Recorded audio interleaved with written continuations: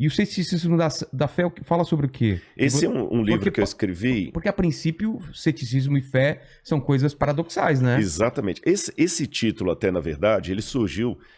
que eu tive algumas entrevistas no programa do Jô. Eu vi. E a terceira entrevista que eu tive duas. lá, foram 3 entrevistas. Na terceira, eu lembro que eu falei com ele que a fé era racional. Aí ele falou, essa foi a maior antifrase que eu já ouvi aqui no programa. Total, né? E eu falei com ele, olha, é porque se a fé não for racional, não é fé, é fideísmo, ou crendice. Ou seja, o Machado de Assis falava de um personagem de Rubião, Quincas Borba tinha o Rubião, que era um personagem que ele dizia o seguinte, Rubião era mais crédulo do que crente. Então, às vezes, é uma diferença do que crente. Qual é a diferença? O crente, apesar do jargão popular pensar diferente, o crente é aquele que acredita porque ele tem evidências para crer daquele jeito. O crédulo é um ingênuo, é aquele que tem a fé por amor da fé. Ele acredita em qualquer coisa. Qualquer coisa... Você tá entendendo? Tá. Então eu aproveitei esse lance, e é um livro que eu já estava escrevendo. Esse livro é mais na área filosófica. Eu trato de questões, por exemplo, ali, se Deus existe e é todo amor e todo poderoso, por que criança morre de leucemia? Tem guerra. Exatamente. Pandemia. Então falo de muita coisa. Será que dá para acreditar em Deus e na Bíblia? É uma linguagem assim que eu falo bem da filosofia, que é uma das minhas áreas também. Falo um pouco da pós-modernidade. Numa linguagem mais descontraída. Tem um capítulo que eu falo decifrando Homer Simpson. Que eu faço uma análise sociológica do cidadão de hoje.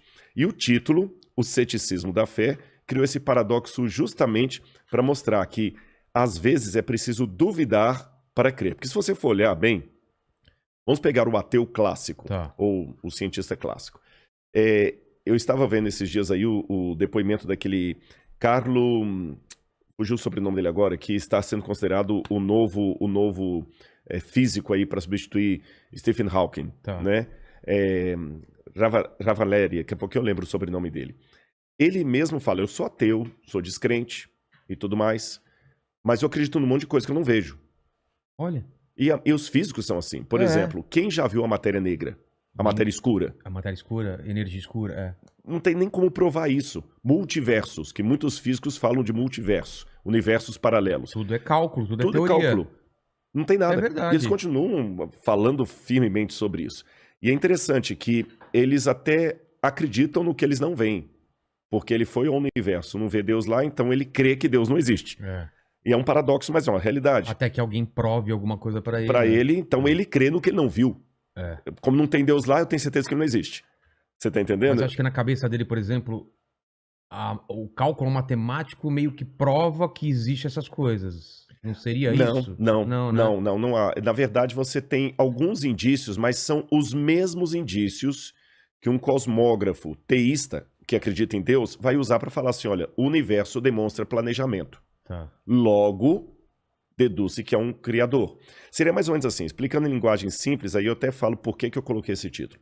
Vamos supor que eu chego aqui no seu estúdio, que aliás, muito legal. Eu já tirei foto aqui, cara, psicodélico demais. Tem muito muita bacana. Coisa, cada muita cantinho. Não, esse chimpanzé aí, se fugir, se sumir... É você que levou. Tá, eu tô sabendo. Ele tá descolando aqui, ó. Suponhamos que tivesse aqui, entre o seu acervo aqui, no chão aqui, uma latinha com comida de cachorro. Eu não vi o cachorro. Mas eu posso deduzir, senhora, o Vilela tem algum pet de casa aqui. Algum cachorro. Eu falo, mas você viu o cachorro? Não, mas eu tenho indícios que tem um cachorro aqui. Entendi. O ateu, se fizer uma comparação, ele raciocinaria assim, não, eu não vi cachorro nenhum. Tá, mas e a ração? Deve ter outra explicação racional para a presença dessa ração aqui, mas não é que existe um cachorro na casa. A não ser que eu veja um cachorro. A não ser que eu veja um cachorro, eu posso ver a ração, ela não é indício que há um cachorro. Então por que a ração dá? Aí ele começa a trabalhar com outras hipóteses. O Vilela, como ele tem aqui um macaco à mesa, tem um símbolo da Coca-Cola, tem uma geladeira ali da General Electric, ele colocou um objeto também, ponto. Mas ele não trabalha com a hipótese de existir um cachorro. Entendi. Então ele não vê no universo a digital de Deus, mesmo sendo planejado, falando, Deus não existe. Tá, e como é que tudo é planejado? Não sei, um dia saberemos.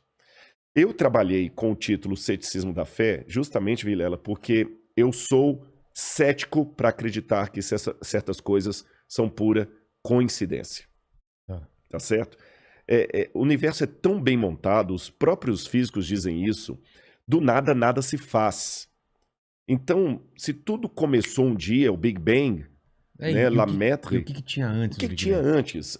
Agora, esse novo cosmólogo já está trabalhando assim, não, talvez antes do Big Bang houvesse um outro universo É. que nós somos gerados por ele, mas esse talvez é uma coisa especulativa, que eu nem posso chamar de filosófica. É especulativa total, porque não existe indício nenhum disso. Quando o George Lemaitre, que era padre, por incrível que pareça, desenvolveu a teoria do Big Bang, na época de Einstein, eram amigos de Einstein e tudo mais, o que eles disseram? Esse é o que é clássico sobre o Big Bang e que está mais próximo de ser comprovado. Tá. Em primeiro lugar, o universo teve um começo. Esse universo que nós acreditamos teve um começo. E antes do universo, não havia nada. Nem o tempo, nem o espaço, gravidade. nem a gravidade, nem a energia, não havia nada. Era o zero absoluto. Isso. A incógnita é a seguinte: do nada, nada se produz. Ex nihilo, nihil fit, diziam os latinos. Se não havia nada, por que hoje há algo? É uma pergunta que já vem desde Parmênides. Por que existe algo ao invés de nada? Eu sou cético demais para acreditar que do nada pode sair tudo. É mais sensato para mim acreditar que existia uma causa primeira, para citar o Aristóteles aqui, essa causa primeira que deu origem a tudo que existe e ela mesma não pode ser dimensionada ou delimitada pelo tempo, pela gravidade, porque essas coisas partem depois dela. E a teologia vai chamar essa causa primeira de Deus.